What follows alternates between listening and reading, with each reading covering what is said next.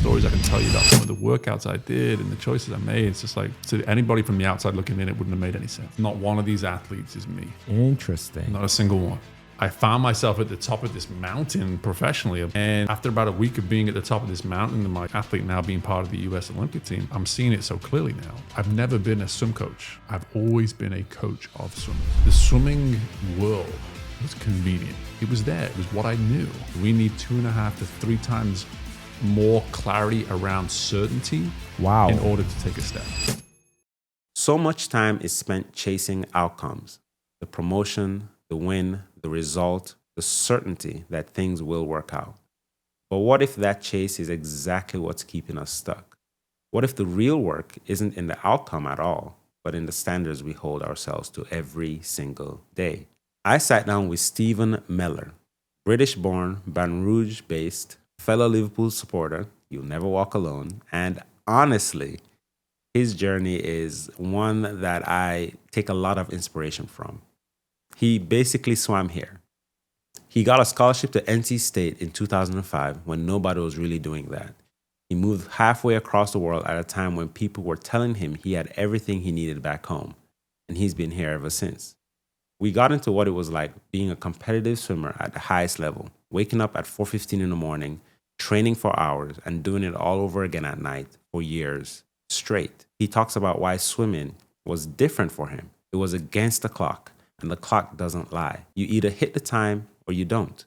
No excuses, no hiding, just you and the truth. But here's where it gets really, really good. Steve went from being an elite swimmer to coaching elite swimmers, and he realized something. Not one of these athletes is me. He was holding them to the same impossible standard he held himself to, looking only for mistakes, never for progress. And once he figured that out, he became a different kind of coach, one who got to know his athletes so well that in some cases, they didn't even know themselves to that extent. Then in 2021, he coached an athlete to become LSU's first ever American Olympian for swimming. Standing at the top of that mountain, he realized, this isn't what I thought it would be. And he had an epiphany. He'd never been a swim coach. He'd always been a coach of swimmers. The swimming was convenient. It was the coaching that he loved. So he left. He walked away.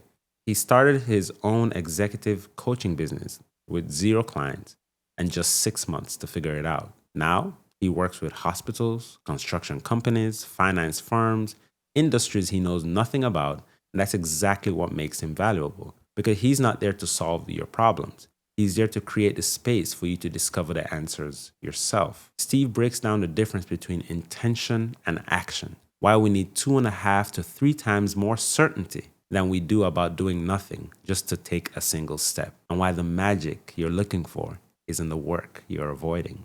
He talks about curiosity versus criticism, about shifting from what's wrong with me to what can I learn from this, and why you don't hire a coach to hold you accountable. You hire them to help you become accountable. If any of this resonates, if you've ever chased an outcome and felt empty when you got there, if you're paralyzed by needing certainty before taking the leap, or if you just want to hear from someone who figured out that the real work isn't in the result, but in the standards you practice every day, you're going to want to hear this one. You can catch the full episode on YouTube or pull it up wherever you listen to your podcasts. Search The Last Zebra, and let's get into it.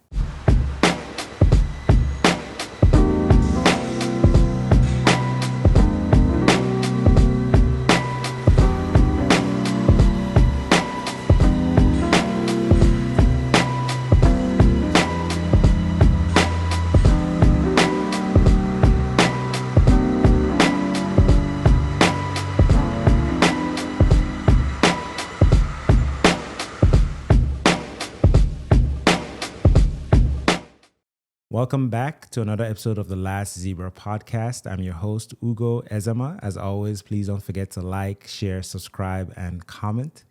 I have the tremendous honor of having a fellow Liverpool fan. Here we go. Steve Mellor. Welcome to the show, man. Brother, I'm so excited to be here. Thank you for having me. Really. Absolutely. This is a great pleasure.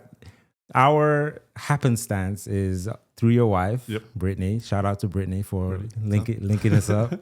Once she said you were a Liverpool fan, I just knew we had to get together. That was it.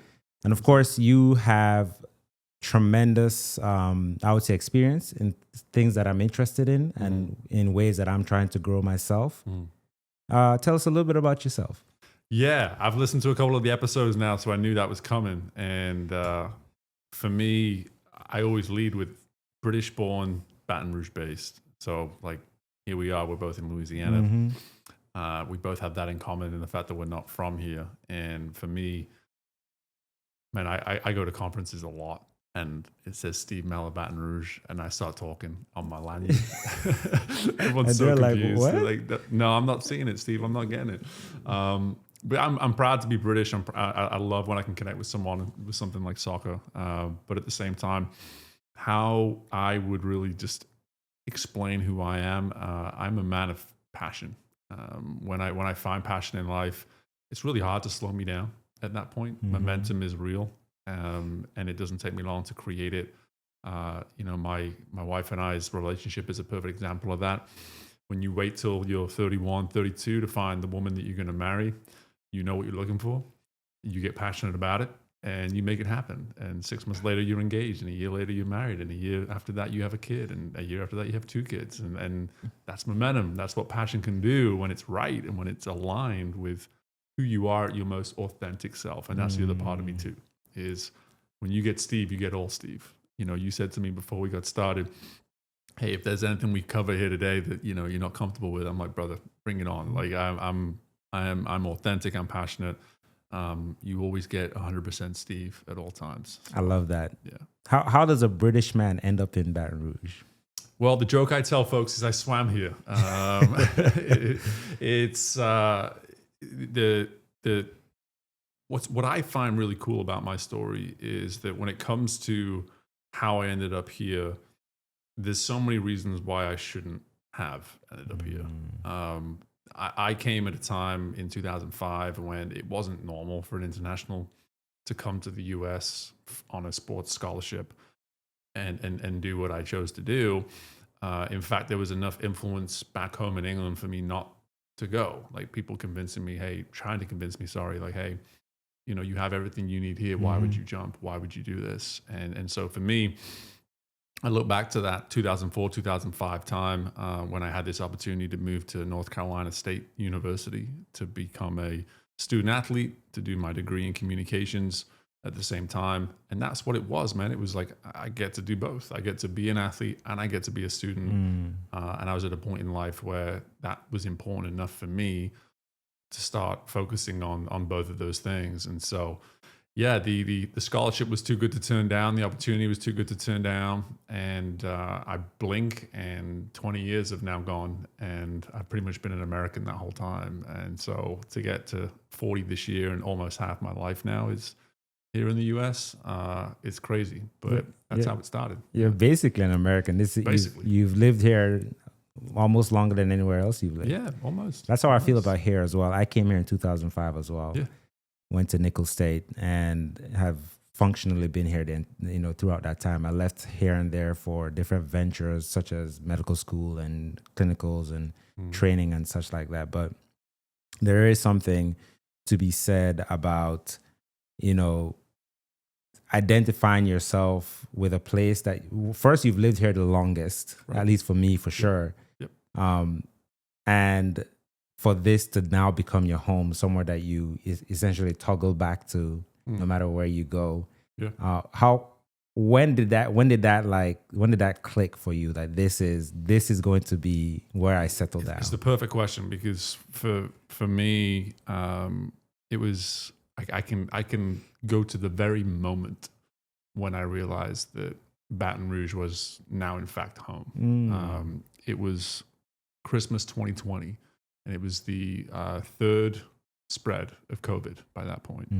And so we decided a couple months beforehand that we would take our young family at the time. So my son was only 18 months, my daughter was 2.5, almost 3, to England for Christmas. And then the third strain took over the globe again, and flights became hard and travel became messy and all this kind of stuff. And lo and behold, we had delays, we had lost luggage.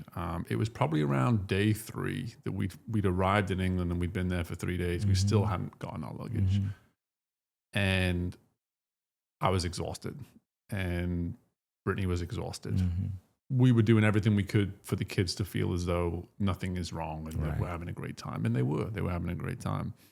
And there was this moment where I go into the bathroom on the third night and Britt's in there and you can tell someone's up. And within about 5 minutes, we're both on the floor of the bathroom, arms around each other, heads against each other, wishing we were home. And it was right there, man. It was right in that moment where I was like, here I am in England. I mean, you talk about this, how symbolic that is. Like, I'm in my home country and I don't feel like I'm at home. I feel like I need to go home to be with my family where we are most comfortable because the conditions have just gotten so difficult. Right. Now, fortunately, in the days that came after that, clothes were found, travel plans were fixed, and all this kind of thing, and it turned into a much better trip. Right. But for you to ask that question, my mind immediately just goes straight back to that night in that bathroom with Brittany, and just like, I want to go home because this is home. What is it about here that makes it so special for you? Baton Rouge specifically. It depends on the day, I guess. That's fair. That's 100% fair. That's absolutely fair. You know, it's just like, for me, like sometimes I would say the food, sometimes I'd say the people, sometimes I'd say the weather. Like, you know, it really does depend on the day. But what I will say is that here I am describing who I am, right? Passionate, authentic. Like, brother, you've lived here a long time. Mm-hmm. That's a pretty accurate way to describe the people of Louisiana. Absolutely. You know, Absolutely. and so for me, and that's what's so bizarre about my story, is that, you know, God brought me to Baton Rouge. Like, why Baton Rouge? And it's made more and more sense every year I've been here. And it's like I say, it's that alignment that I feel with people here. They are passionate. They are authentic. They don't really try to fit themselves into any kind of hole that someone else wants them to be in. It's like, this is who I am. And if you're in my town, in this area, you get to experience it. It's up to you how you receive it. Right. You know, I happen to love it, and it's not for everyone, but for me, it's a pretty perfect fit. Yeah. You obviously you mentioned that you swam here. Your athletic venture is swimming. Mm-hmm. Let's start. How did you get into swimming? And then how is competitive swimming different from what you grew up in Britain compared to here? Yeah. So how did I get into it? I was younger brother and an older sister, just the two of us growing up. Mm-hmm. Sibling rivalry was real in our household, and she was swimming around the age of 7 or 8, and she was naturally good at it, and I didn't like that. This is your older sister? This is my older sister. So it's just the two of us. And so Steve wanted to figure out, like, hey, like, how do I get to do this sport so I can get better at Caroline, my sister? And so I just wanted to do it more and more and more. And meanwhile, I was playing like 95 other sports too. While she was actually much more focused. Like, she was always like that at a younger age. She was able to just say, like, I'm good at this, I'm good at this, and I'm good at this. These are the 3 things I'll focus on. Mm-hmm. Whereas I was like a squirrel. Let's try everything. I am to this day in many ways still. But so I got into it mainly because of sibling rivalry. And then my dad is 6'4", my mom is 5'1". So at some point, from a biological standpoint, that was going to show in my sister and I. And around the age of 10, she only grew about another 2 or 3 inches. So she got to 5'3", 5'4", and, you know, I'm 6'4". So at a certain point, it just took over. And, you know, I won the day physically. But then it turns out I fell in love with the sport too. And my dad and I, we'd always stay up late on Friday nights growing up. And we would just throw around this idea of like, well, have you ever heard of these like scholarships? You can get a scholarship. You can like literally get paid to go to school and do your sport. Isn't that wild? And we would just talk about it, and then it would just kind of be gone out into the universe. We didn't really make a plan. Mm-hmm. We just talked about it. And then the opportunity came. And the fact is, Hugo, like all Olympic sports are at their most elite in the United States. Always, and the Olympic history shows that, at least in the recent, you know, last 30, 40 years. Absolutely. And so you just ask the question, like, do I see myself as someone that wants to be around the best? I'm sure there were similar questions that you asked from a medical side of things. Absolutely. You know, it's like there's an opportunity to go be around the best. And so that's how I made the decision, was just either I can stay in England and be comfortable knowing I'm one of 3 or 4 that are good at what I do, or I can have that same experience on the very campus that I'm going to. Absolutely. Never mind the rest of the NCAA that I'm going to get to then compete against. You know, I'm one of few in the entire country in England, whereas I'm one of few within a certain zip code in the United States. Right. You know, like for me, that was just too tempting to turn down, and it's why I made the choice. Yeah. What is it about swimming? I know it started off initially as, you know, sibling rivalry. Right. But just hearing you talk about that process, you mentioned you're authentic and passionate, and I 100% felt that about the way you are expressing that passion about swimming. Yeah. What is it specifically about swimming that, looking back, resonated with you in such a way that you wanted to dedicate not an insignificant portion of your life to it? My gosh. Like, yeah, I look back on some of the decisions I made when I was 14, 15 years old to take those necessary steps with the sport. You know, when I was 15, I made the commitment to leave my hometown team, kind of outgrew it. And I decided to start training at one of the centers of excellence. There was like 5 of them in the I guess across all of Britain. And fortunately for me, one was an hour away. Now, that didn't require me relocating and our family relocating or anything like that, but it did require me having to wake up at 4:15 in the morning to drive that hour with my dad, to dive into the pool at 5:45, to get out of the pool 2 hours later, and drive back home, drive back, go to school, hop on a train, do it again in the afternoon. So we're talking about from 4:15 in the morning until about, I would probably get off the train around 7:15 at night before I go home, have dinner, get ready. I'm done, right? You know, you're going 4:15 to about 8:15, 9 o'clock almost for 3 to 4 years straight. Wow. But I didn't think about it. It was just the process. It was just, this is how you do it, right? This is how you get better. And this is what's necessary. This is what's necessary. And to go to your question, or like, what was it about swimming? It was that. It was that so much about the sport required parts of my identity that were just in such alignment. Like, you can make the argument with probably any sport. Oh, it requires hard work, persistence, all this kind of stuff. But for me with swimming, it was against a clock. The clock doesn't lie.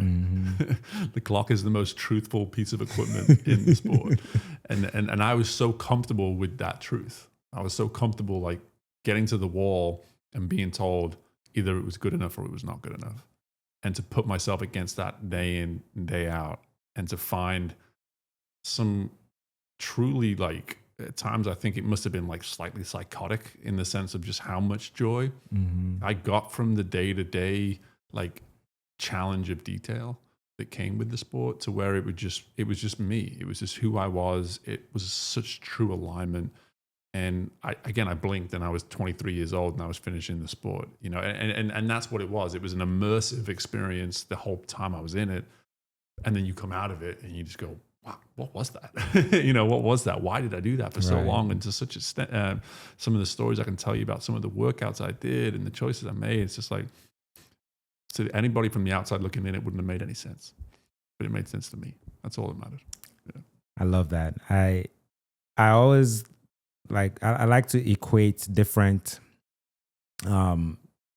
sports with team sports and the kind of not team sports. I don't even know how I would describe it, but where the person that's held most accountable is you in a sport like swimming, in a sport like tennis, that you can't hide. Yeah. There's no, like you said, the clock isn't lying. The clock will not lie. So any lack of effort, any lack of anything, lack of discipline, lack of effort, you really only have one person that you can point that finger to. So you don't lose, quote unquote, lose by virtue of someone else's fault. Right. Do you feel the same way about comparing team sports to those kind of more individual? Granted, there are teams behind you. Sure. But it's still very different. It is. And from a performance practice-wise, yes, there's a team dynamic, there's camaraderie, there's all these kind of things. But from a performance standpoint, the sport of swimming, it was just like once you stood behind that block, you just stopped and you went, it's on me now, which I learned is it's so defeating as a coach. When I became a coach, you would watch an athlete behind the block and you go, there is nothing I can do right now. Ooh, like you think about those team sports, it goes both ways. Yeah. Like from a coaching standpoint, your basketballs, your footballs, timeout. In the middle of the game, coach says something he needs to say. Like, no. You don't get that in swimming. That's a great point. Once your kid hits that water, that's a wrap. It's over. Whatever happens from that point on, all preparation, like we'll see. Yeah. We'll see. I can't get I can't do any symbols to them to get them to change anything in the middle of the race. It's over at that point. So it's both. It's empowering to know that it's like, hey, it's all down to me. But at the same time, you can feel very exposed very quickly. And I don't say that just because you're wearing a Speedo. Like you can feel very exposed quickly, because the moment you made a mistake in that race, you've made it. You have to forget about it. The race is carrying on. Mm-hmm. That probably people saw it too. Coaches that know your race well, it's like I just saw them make a mistake, and we're going to talk about that later. And so you've got this dialogue going, and you're trying to focus on performing. It's a lot. It's a lot for sure. You brought up the other side, which is coaching and realizing that once you're off the block, there's nothing else you can do as the coach. Right. And what was, because you yourself went from swimmer to coach. Mm-hmm. What was the biggest mindset shift for you in that transition? Yeah, the mindset shift, the lesson at the heart of that mindset shift was not one of these athletes is me. Interesting. Not a single one. And that there's going to be characteristics in them that I can definitely relate to, that they maybe relate to in me. Mm-hmm. But in the first 6 months of my coaching career, I was a backstroke swimmer. Okay. And so naturally you show any kind of interest in coaching, the coaches that are established say, well, just go work with the people that you would know best. Go work with the backstroke swimmers. Right. And Ugo, there was nothing that these athletes could do that was good enough when I was coaching them to begin with. All I was looking for was mistakes. That's all I was looking for. Because I was holding them to the same standard that I would hold myself. Because I got to a point in my career where there wasn't much a coach could tell me that I didn't already know. It was about refinement. It was about detail. And I was coming at these athletes that weren't at that point with that same mindset. And I liken it to, it was like I was trying to teach at a doctoral level to a bunch of undergrads. That's a great analogy. Right. It's a very different kind of detail. Yeah. And it's like that there is an appreciation that you have to have for each individual that you're looking at as a coach, and say, your story's different, your story's different, your story's different. Therefore, your perspective is different. Your learning ability is different. Everything is different, And so once you get beyond like, hey, here's the practice, from that point on, everything is individualized. You have to think about that in your message and how you approach things. And I once I had that awareness, I took that part so seriously as a coach, almost to a point that I think I separated myself as a coach in a good way. That was my thing. That's what Steve did when he was working with swimmers, is he would get to know those athletes in a way that in some cases they wouldn't even know themselves to that extent. And I prided myself on building that connection with any athlete that was willing to allow me in and do that kind of work. But for me, like that was the biggest mindset shift, was just like the moment you're working with an athlete and treating them as though you would treat yourself is probably the moment you're losing that athlete. How long did it take you to get there, to be able to reflect on the fact at the time that you were holding them to such a high standard? And obviously it wasn't from a place of malice. It's just that, you had high expectations. And how long did it take for you to say, you know what, I need to let me be a little bit more introspective about this relationship between what I'm expecting and what they're trying to learn and gain? I don't know whether I ever fully got there. I ended up swim coaching for 10 years. I don't think I ever fully got to a point where I could say 100% I am treating you as an individual, because there was always this, the one thing every athlete who was ever coached by Steve will tell you is that details matter. That's like, I was the one thing I could never let go of. It was like, I don't care what standard you're at. If we have an understanding that there is a detail that I've asked of you that I think is important, and I watch you neglect it, we have a problem. And that was always my thing. If your effort wasn't perfect that day, I could live with that. If you just weren't feeling that day, I could live with that. If the performance and the outcome just wasn't what it was supposed to be for whatever reason, I could live with that. But when I saw neglect of detail, it was like it would just eat me to my core. And it was always so hard to hide that from the athletes, because it was this, for me, it was like, if there's anything you can control, it's that detail. Right. That is above all things. That's the one thing you can probably control more than anything in your approach. And if you're not doing that, what are we doing? And I'm sure it's the detail that separates. Right. I'm sure it's the detail that separates. And now I'm wondering if there's attention to detail, is that driven by passion? Because, for instance, if something comes a little easier to you, when it's not as easy, you don't have the details, the foundation to navigate something that's difficult. Yeah. But if you're passionate about, say, the swimming, then you're passionate about the refinement and you're passionate about the details. Yeah. I love that connection, because for me, there is a lot of evidence, I would say, if I look back on my time in swimming, where I could say for sure, like, there was athletes that consistently couldn't quite execute on the detail side of things. And they would also not necessarily hold on to the disappointment of a performance for too long, though, either. And it's hard to say. It's hard to say that, because you would expect, hey, once you get to, a collegiate level of some coaching, you're working with, budding Olympians and things like that. Like, surely everybody wants it as much at that point. But you know it from your journey in the medical profession. Like, every level you go up is another separator. Yeah. Every single one. Education-wise, experience, career-wise, and the same goes in sport. Because you discover another threshold that you have to work to. Right. And that was in college alone, there was 4 or 5 thresholds. And when you arrive as a freshman, you think, that's it, I got it.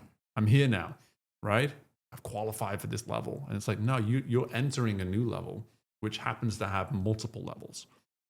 And I would just, every time I'd push and you'd see them go to that next level, you would learn, okay, do the details now matter enough for them to make that next jump and that next jump? And you're right. I think you can argue that it comes back to, are you passionate to go discover what it might take to go to that next level? Do you have that level of passion within you? So I think you're onto something with that. I like that. Yeah. You have since transitioned from the pool to, and this might be cliche, but like pool to the boardroom, if you will. There you go. Yeah. So you are now you function, and correct me if I'm not putting this or synthesizing this in a way that is elegant, but an executive coach. That's right. A leadership coach. That's right. What are some lessons that you've learned along the way, particularly related to swimming, that people in the boardroom often miss? But if they got it, would transform the way they operate? So those in the boardroom, those in the pool, whatever sport it may be, we're all working in these, what I call high-stake environments. Like, results matter. And because results matter, we deal with pressure. And because we deal with pressure, because we deal with results, we're dealing with people. And because we're dealing with results, we're dealing with culture. So everything is determined on results, right? And the problem that I consistently see in this boardroom, so to speak, within any organization that I work with today, is that we allow the results that we're pursuing to dictate our behaviors. When the beauty of what I found in sport that has worked so well in this new world I operate in now as an executive coach is that if we just take our eyes off the results for a moment and we focus more on the standards that we need to practice, and by identifying those standards, the behaviors that will therefore uphold those standards, those results that we're so passionate about, they will take care of themselves.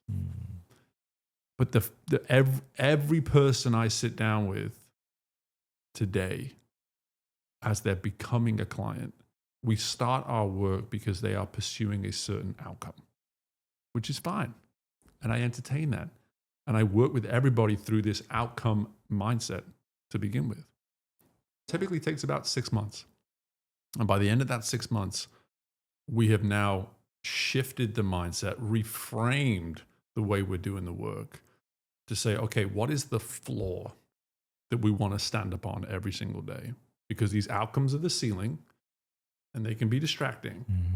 How about we do a little bit more work on the floor? And the foundation. On the foundation, on the standards, on the principles. We talk a lot about our mission, about our culture. If we're really that serious about it, give me evidence of the behaviors that are allowing you to uphold said principles, said mission statement, said culture. And a lot of the time when I ask those kind of hard questions, leaders struggle to answer them. If I ask them a question about what they want to achieve in the next year, they won't shut up for 5 minutes. Right, they got it. Right. And I'm like, yeah, but how's that helping you with how you show up today? And that's the line between the two. And that's why the two go so much more hand in hand than the folks that I typically start working with are able to see. And I joke with them, I was like, the biggest difference is not the fact that you're wearing clothes now and my old clients were not wearing clothes. Right. You know, there's so many, there's differences there, but at the same time, there's so much more in common than you guys realize. We kind of jumped into that your new role now. And we've had this conversation when we first met and we did our first Zoom call. But when did it dawn on you that the experience and skills and the lessons that you've learned as a coach, as a swimmer turned coach, will be beneficial for people beyond the pool? Did you have an aha moment, if you will, where you were like, oh man, I can help other people who aren't swimmers with my approach, this approach that I've cultivated as a coach for swimmers? Yeah, it came from a similar interaction, or many similar interactions like the one we're having right now. I started my own podcast back in 2018. And I mentioned it earlier. I was a communication major. I had these goals of broadcasting. I wanted to be a sports commentator. I wanted to be like the Premier League best, sports announcer. And hey, you know what? It wasn't in the cards. Yeah. And but I always had this passion for media, for broadcasting, entertainment. Call it what you want. Podcasting was becoming a thing around sort of 2016, 2017. And my athletes at the time in 2018 said, like, Steve, have you heard about this podcasting thing? Like, have you ever thought about, you tell us stories all the time. Most of them we don't even ask for. You just give them anyway. And I'm like, yeah, I mean, I've never thought about it. Like, what would I even do a podcast on? And they helped me realize, like, hey, a lot of athletes struggle with that transition from going from being an athlete to going into the workplace. Is that identity shift. And for me, I decided I'm just going to go find former athletes that are now crushing it in life and talk about or interview them and learn about how they are practicing the same principles and characteristics that made them the athlete they once were, but they're now doing it in their respective industry, career, business, whatever it may be. And the show got going, and during COVID, it kind of took off because people needed stuff to do. People wanted to hop on and be interviewed, and I was interviewing all kinds of folks, and they kept giving me this feedback of just, Steve, is this what you do for a living? I'm like, I don't podcast for a living. Like, no one's paying me money to do that. My wife would leave me tomorrow. They're like, no. Like, the way you ask questions, like you're listening for things that I don't even realize I'm saying. And then you're asking better questions because of that. And I would just take the compliment. I'd be like, wow, that's a really nice thing to say. Thank you so much. And I'd always ask as well, like, out of curiosity, like what would that be? What position would that be? You said like it's a skill set that I have, but is there a need for it like in your industry? Like, oh my gosh, yeah, like we need people to come in and work with leaders and all this kind of stuff. And I just say, okay, well, thanks for some food for thought. Appreciate that. And this went on for like 18 months, from like 2020 through most of the summer of 2021. And the weirdest part about it is that I was having the most amount of success that I'd ever had as a swim coach at that time. I was coaching this athlete to a standard where they were in contention to become LSU's first ever American Olympian for swimming. Like, we'd never had a swimmer on a U.S. Olympic team. LSU had not. LSU had never done it. And not only was this one individual putting himself in place to do that, but I was having more and more success with the men's team. I was considering like potential offers and opportunities to maybe become a head coach somewhere else. And lo and behold, this athlete of mine goes and does it. Like he qualifies for the U.S. Olympic team in what became 2021 as the Olympics got postponed because of COVID. And I found myself at the top of this mountain professionally of this, like, I can't believe we did it. Like, we actually pulled this thing off. There's so many reasons why we shouldn't, but we somehow did. Right. And after about a week of being at the top of this mountain and my athlete now being part of the U.S. Olympic team, I just kind of stood there like, this isn't what I thought it would be. I don't feel what I thought I would feel at the top of this mountain. And another story about my wife, Brittany, is that we were driving to New Orleans actually one night. And I told her about this inner conflict that I was feeling. And we just kept talking through it. And I had this aha moment of just like, I'm seeing it so clearly now. Like, I've never been a swim coach. I've always been a coach of swimmers. The swimming world was convenient. It was there. It was what I knew. And it got me to where I am in that moment in 2021. But it's the coaching that I love. It's not the swimming that I love. Right. And that was, and once I'd shared that with Brittany and she received it so well, that felt like it was my green light. It's just like, it's time to go start figuring this thing out. Like, what might this look like? What could you do? And then I jumped in October of 2021 and said, I don't have a client. I don't even have a business registered, but I know what I want to do and I'm going to go do it. So what was that transition like for you? Terrifying. Terrifying. It was amazing. It was liberating, but above everything else, it was pure fear. Because again, we had a game plan. It was like, hey, how long can I go without making money for this family to survive? Right. And I was given a 6-month leash. And I was like, I need 3. I was like, that's what I said. Like, in my mind, like the competitor kicked in, right? He's like, okay, if you try to give yourself 6 months, then you'll go past 6 months. Like, do it in 3. And I started the business in mid-October of 2021. I had my first client at the end of November 2021. And I had 3 or 4 clients in January of 2022, and I was off. I was running. You know, I had something coming in. It wasn't what I was necessarily trying to build at that time, but it was something. But here I am, 4 years almost to the day. We're about a month past now, 4 years, and the fear is still there. It's a different kind of fear now. It's more fun. It's a more fun kind of fear because it's based around my ambition at this point. But it was a trying time, but it was an empowering time for sure. I often read and I've often heard people say things like to the effect of people will get paralyzed by their dreams Mm. And as such, they don't do what's necessary because they're afraid of what they could become. Yeah. How would you, or how did you Mm. overcome that, say, paralysis, if you even had it? Well, forgive me to almost shift into a bit of coaching for a moment, but I almost want to ask you a similar question. Like I can't help but want to ask you a similar question, knowing you must have had similar decisions. Like, how would you answer that question first? I think even now, I struggle with it. So I will, there are moments when you can reflect on how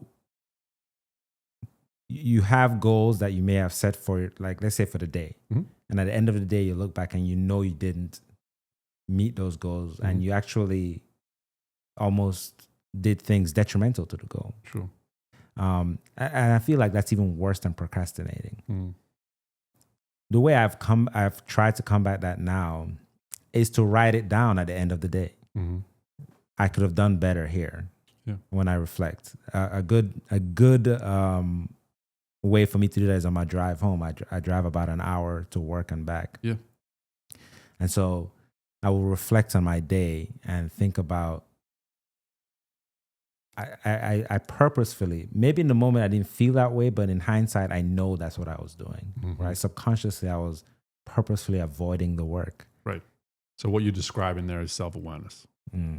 Right? That's what you're describing. And for me, that is the key to everything about that initial question.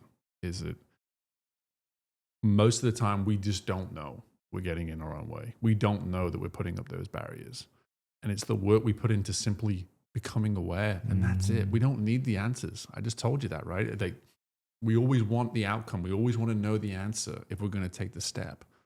You know, the science shows that as humans, we need 2.5 to 3 times more clarity around certainty than we do about doing nothing. Wow. In order to take a step.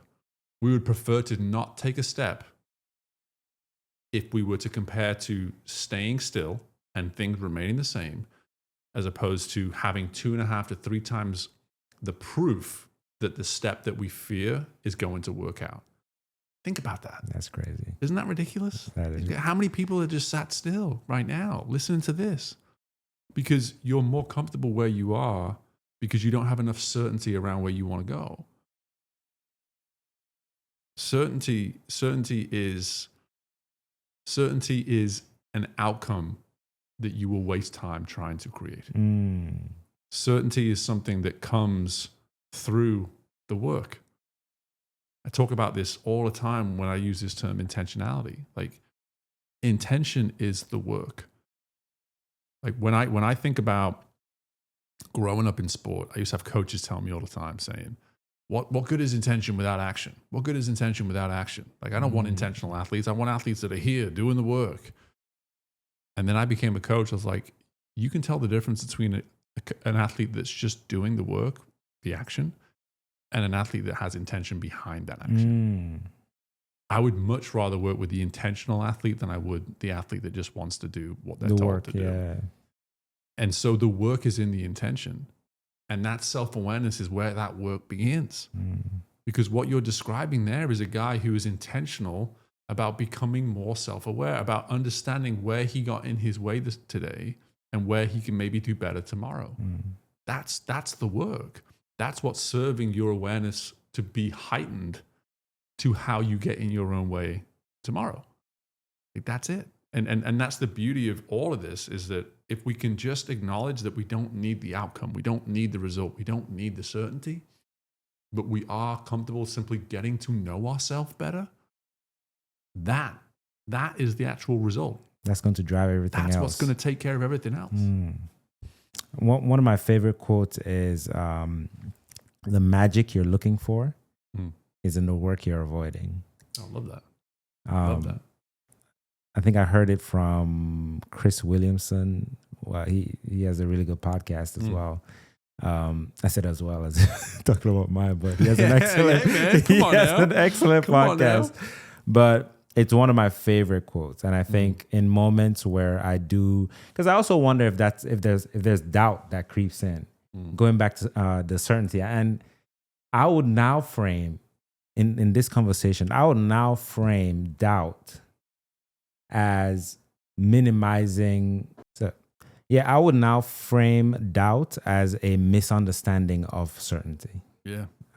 It's or an expectation of certainty, which is not keeping your eye on the actual intention or actual foundation. Yeah. The idea of staying focused on the habits, the behaviors, the things that will ultimately lead to that result. That's why the doubt is most prevalent when the result is near. Like when you think about the athlete, I lost count the amount of athletes I work with that would just 5 minutes before their race, how you doing? How you feeling? I don't know. I mean, and you hear the doubt and you go, why now? Well, because the outcome is 5 minutes away. Right. Like we are that close to the certainty, right? We're that close. It's right there. We're going to learn. Did the work? You know, were we right to have made this or taken this entire journey that is the course of this season to get to this championship moment? You know, and when you saw that doubt in the athlete, you're just like, gosh, you got so close. You got so close, and you let the doubt in now. And you don't realize how much that's going to affect your performance. We'll never know how good this performance could have been, no matter what this result is, because you're now doing it with some element of doubt, and that is weakening you in this moment. How would you coach someone through that when they're experiencing that doubt right? In that moment, I mean, one thing I would always look at the athlete is I would ask them, give me an example of the work you did to be prepared. Your example, you don't want to hear from me right now. I don't need to tell you about the work. It's not going to mean the same. I want you to do that work in this moment. Give me that one day of work that you did across this entire season where you knew in that moment you were doing what you needed to be prepared in this moment. Give me that example right now. And I would push them for it. I'd push them for it because I was trying to get them to a point of clarity, of that possible certainty. Right. It's just like, can you be certain in this moment that we've done what we needed to do to get the result you're now capable of getting? And that would be my encouragement to anybody, is that, hey, if you are in those moments where the stakes are at their highest and you're feeling some doubt, go to that experience, go to that moment in the preparation, in the work that you've done to that point. Identify that one moment. Like, I actually remember in that moment being so sure that I would be ready in this moment. And I've forgotten about it. Let me go back to that moment and remind myself of what that felt like, and then come right back to where I am in these shoes I'm in today. I want to talk about GrowthReady, and of course, Love to talk about GrowthReady. And of course, Shock the World. Yeah, man. Your book. I bought your book 2.5 weeks ago. It's an easy read. It is. It's a very easy read. I wrote it for people like me, so it's an easy read. It's a very easy read. It sounds like, especially the transition from coach to executive leadership, coaching, if you will, was one that was driven by you felt like you were missing something, having reached what anyone would consider the pinnacle of, your swimming coaching career. You felt like you were missing something. What was it that drove you to say, then I want to capture these thoughts into, or this experience, these thoughts, this new chapter, pun intended, capture it into my words into a book? Yeah, I love the question, because for me, I don't know why it was at that time, but I felt like I had a book inside of me. I was just like, I got to get this book out of me. I don't know what it's going to be. I don't know what it's going to look like, how I'm going to do it. But I just knew I had it in me. And the story of my athlete that ended up going to the Olympics and being part of a relay that won Olympic gold, it was like, okay, this story is a book in itself, but I want to tie in all these amazing conversations that I've had over the previous 3 or 4 years at that point when I wrote the book, to support the lessons that I took from his journey, because I don't want it to be about the success of the journey. I want it to be about the journey itself. You know, and because that's the lesson, that's the teacher, and that's consistent with everything you've been saying so far. Yeah, and I appreciate it. And so for me, like that was where it got really fun for me. Is like I shifted into like almost being a detective. It was like, okay, I've got all these podcasts. At this point, it was like 120, 125. All these podcasts to look at. I've got this amazing story of this athlete that I was there every step of the way. It's a truly intimate experience that I had there. How do I connect these dots? And I just said, like, the Shock the World title came from the very first statement that Brooks and I shared with each other on the journey. Brooks Curry was the name of the athlete. Is that he told me I want to become a U.S. Olympian. We had a little bit of back and forth, and I said, well, Brooks, I'll be honest with you, man, if we pull this off, we're going to shock the world. I love it. And then that just became our mantra for the next 18 months in pursuit of this goal, of this dream.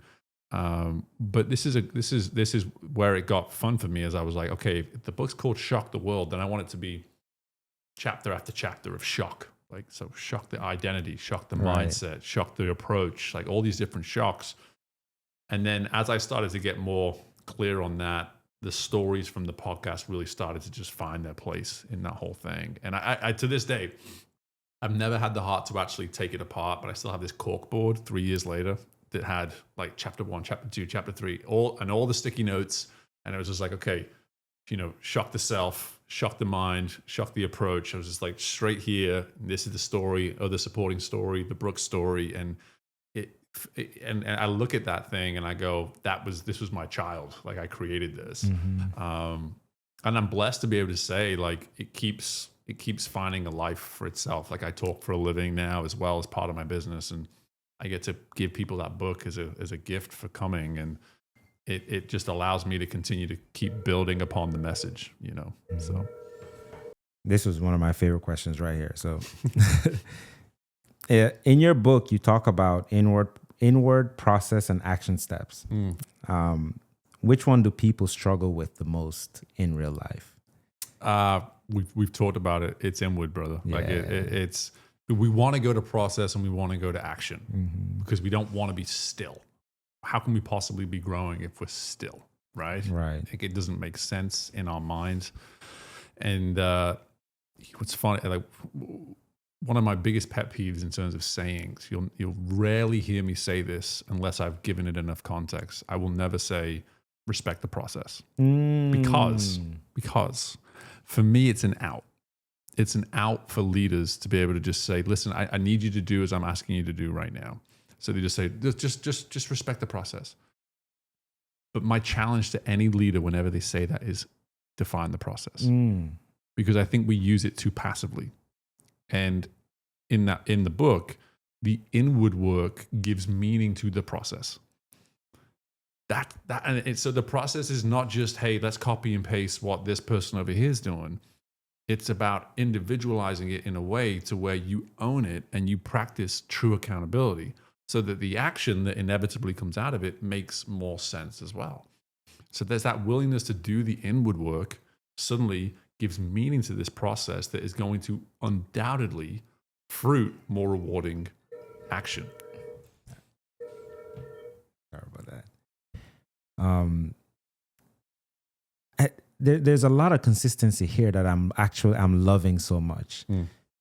The depth, the understanding of intention driving meaning.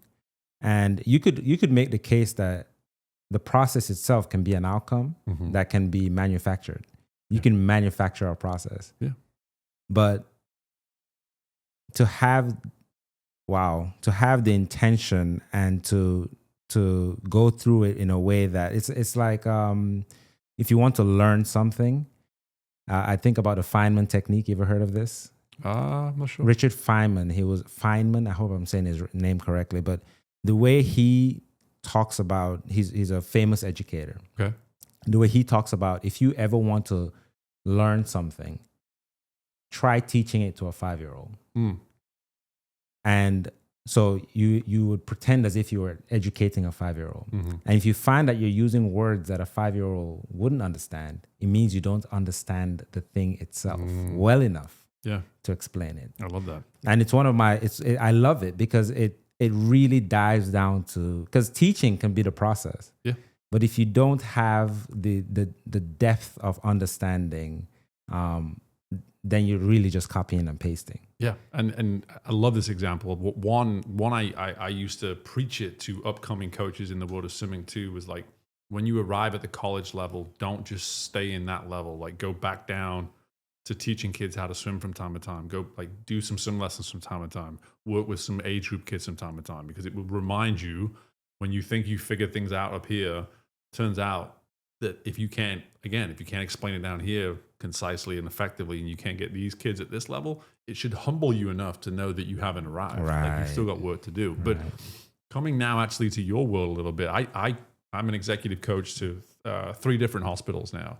And what I find great about that is I tell folks, I know nothing. I am not a medical expert at all. Like, ask me a question about anything, and my wife works in it. And so I pride myself with my clients, whether it be healthcare, finance, construction, engineering, all these different industries, that I am not an expert. In fact, I am uneducated about the industry itself in terms of the X's and the O's, the potential process of what you do and how you do it, which is what makes me so valuable.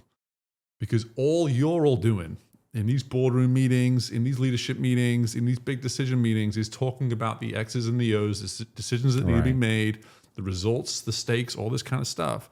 And then I come in and I ask you to simplify what's going on in your world. Simplify it. Help me understand it.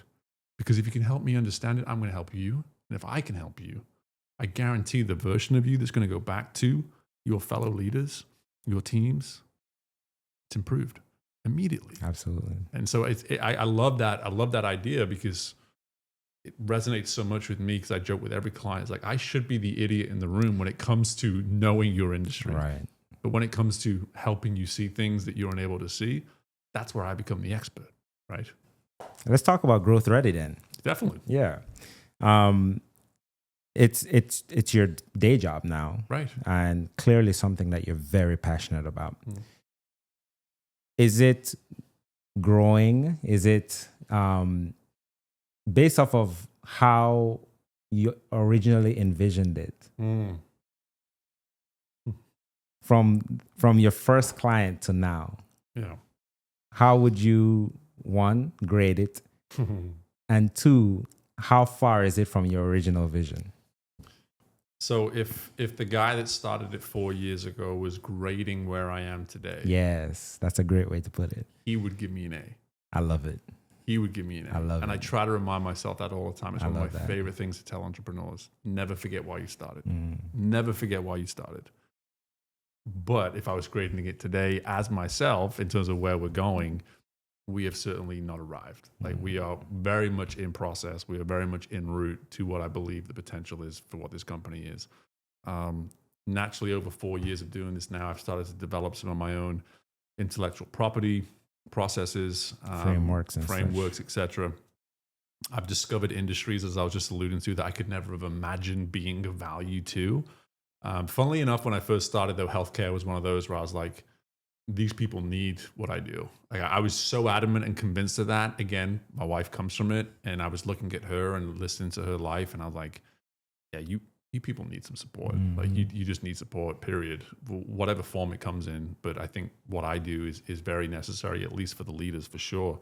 But in terms of, like I said, grading myself in terms of where we're at today, we are growing. I learn every single week that there's new ways to do what it is I do. I would argue that I need to start creating more space for myself to continue and refine how I can continue to do what I do at higher levels, because with growth comes more responsibility of clients. And so it makes it harder for me to stop and work on me. But I'm very aware of that from one week to the next. And so that's my goal every year, is like, hey, if the business is growing, what are you doing, Steve? How are you growing? Right. Like, who's coaching you? You know, who's keeping you sharp and aware of where you still have gaps, where you still have holes. And so, yeah, man, it's beyond my wildest dreams in so many ways. And yet it's still somehow still getting started. I love that. It's bizarre. But you mentioned who is it that you lean on? Who coaches Steve? Who is Steve's GrowthReady? Right. It's clear to me that obviously, and you haven't said this outright, but you function as a mentor, coach, mentor. I think that mentorship is an important part of any field. And you're never too old to not have someone that you can run. You're never too old, too experienced, too wise, any of that. You should always have someone that sets the standard and helps you navigate your way to the new standard.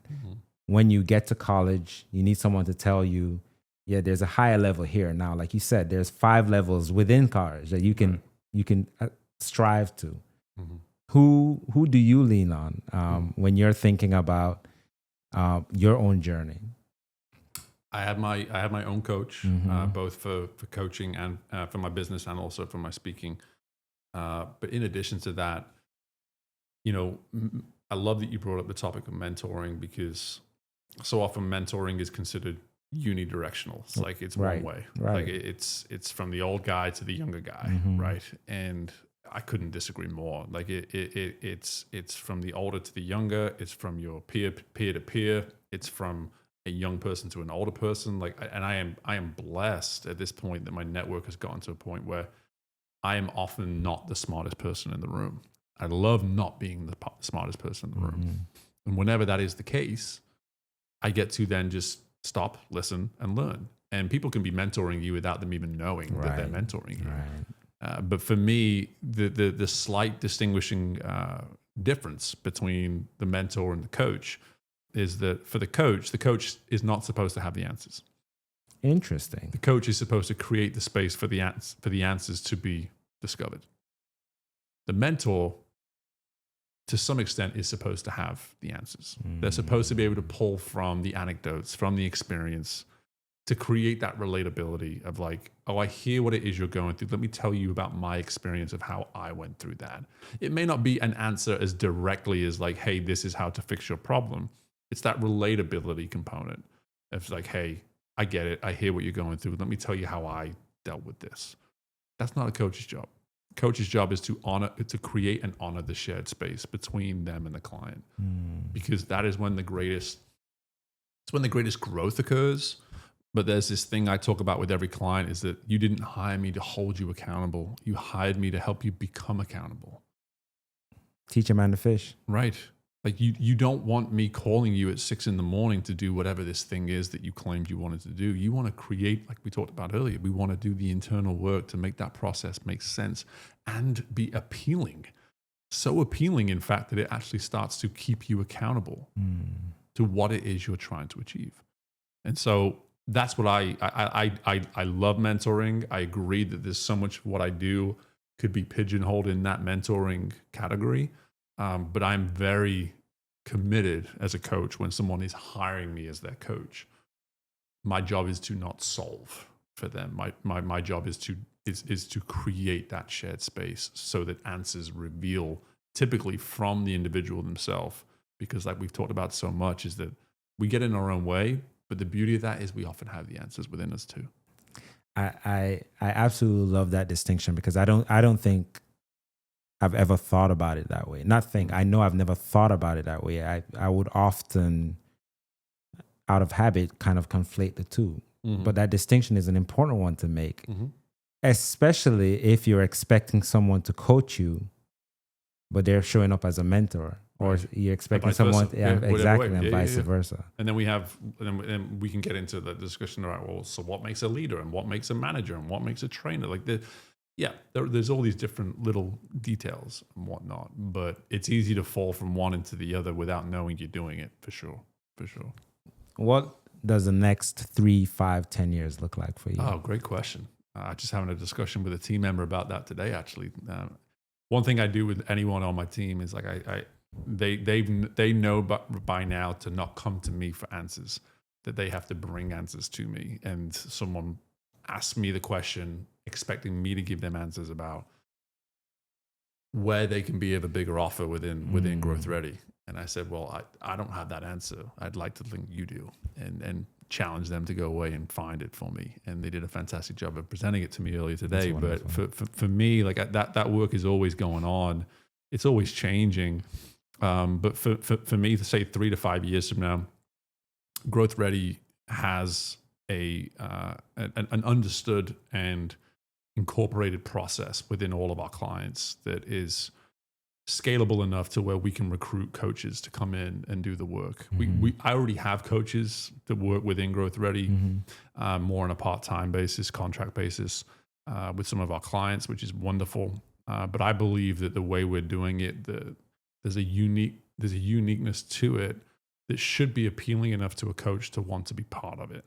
But we're just not there yet. And that's part of the growth journey. And I'm excited that there's going to be a client in the next 3 to 5 years that Steve's not involved with that client at all, but they're still a GrowthReady client, because our IP, our frameworks, our processes are so ingrained and understood by that point that it's welcoming enough for other coaches too. And by that point, man, I'm excited to be working with those at the top of the organizations as I do today. Potentially larger organizations, but quite frankly, that would be a way of me saying that what I'm doing today isn't satisfying, which it is. It's incredibly satisfying. So if I continue to work with more people that represent who I already work with, that would be incredible as far as I'm concerned. So you strike me as a man that leads, as we've spoken about several times today. You lead and operate with intention, knowing that most of your decisions, if not all of them, at least to the best of your ability, are rooted on purposefulness, essentially. When you reflect, is there anything you would do differently? Oh, so many things. Yeah, I mean, I think that's the beauty for me in the approach that I take to what I do, is that you get comfortable in a good way. You get used to identifying where you can do it better, and that becomes common language. But it's not. Where I've had the greatest growth is that when I was an athlete, it was critical. It was a critical tone to the way I would assess what I was doing. Whereas now it's a curious tone. And like for me, like that's the shift I've made as an individual, as a man. I put that down to whether it be meeting Brittany, whether it be becoming a man of faith, like all these different turning points in my life that have helped me shift from the self-critic to the self-curious. But for me, like that curiosity allows me to become more and more aware every single day. How many mistakes do I make as a dad every day? Like, come on, like the list just keeps piling up. But by approaching that with curiosity, I'm not going to lose faith in myself as a father when I wake up the next day. Right. I'm going to be excited to try it again, to make amends. Right. And that's where we beat ourselves up, brother. Like we tell ourselves that when we do it wrong, that now the problem has been created, that we can't resolve it. And it's like, no, like that's the critic. Don't listen to the critic. Get curious in that moment. That curiosity will keep you excited about further awareness. And if we can just look at discovery as that, like it's just self-awareness being practiced on a day-to-day basis, then we welcome this list, this ever-growing list of how we can personally improve and refine the business, refine our approach in who we are and in our most intimate relationships, whatever it is. And so for me, man, yeah, I'm blessed to be able to know and practice and appreciate intention to the way I do. That purposefulness, purpose is definitely another synonym for that, and in the way I look at what I do. But it's all come from just a willingness to try, to fail, and to try again. And I don't think I would do life any differently. Let's put it that way. How do we find you? I love, as you learned very quickly, I love doing what we're doing, having conversations with people. And so reaching out to me, whether it be via email, steve@growthready.com, whether it be through an Instagram message @Coach Steve Mellor. LinkedIn is probably where I spend most of my time on a social platform. Check out the podcast, GrowthReady. There's no doubt that Ugo will be a guest on that podcast at some point in 2026. So look out for that. But at the same time, like again, that my email, steve@growthready.com. Don't just reach out with a reason. I want to get to know you. I want to understand how I can be of service. You are a tremendous inspiration, I must say. Thank you. Thank you so much for taking the time coming down here. I think we could talk for ages. Oh yeah, I'm sad it's over. I'm sad it's over. That's why you have to come on my podcast now. And we'll just hash it out there. But this has been a tremendous pleasure, and you'll never walk alone. You'll never walk alone. And brother, let me commend you for the work you're doing as well. It's not easy. The setup that you have is phenomenal. That comes with discipline. That comes with a willingness to work. And so I see that and I appreciate that. I know you've got plenty of listeners that appreciate it too. Thank you so much. Yeah.